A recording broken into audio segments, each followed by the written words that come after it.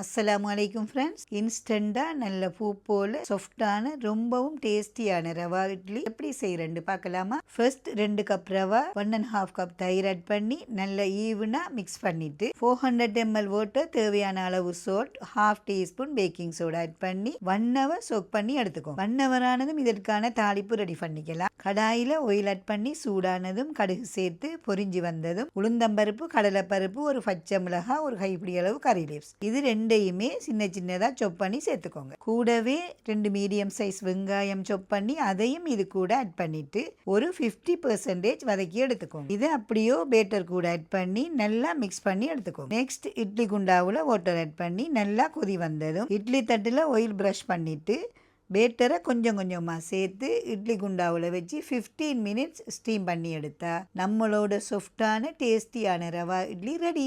பார்த்தீங்களா எவ்வளோ சாஃப்டாக வந்திருக்கேன்னு? கார சட்னி, தேங்காய் சட்னி எது கூட வேணுமானாலும் சாப்பிட்டுக்கலாம். டேஸ்ட் அட்டகாசமாக இருக்கும். நீங்களும் கண்டிப்பாக ட்ரை பண்ணி பாருங்கள். அப்படியே நம்ம சேனலை மறக்காமல் ஃபாலோ பண்ணுங்க.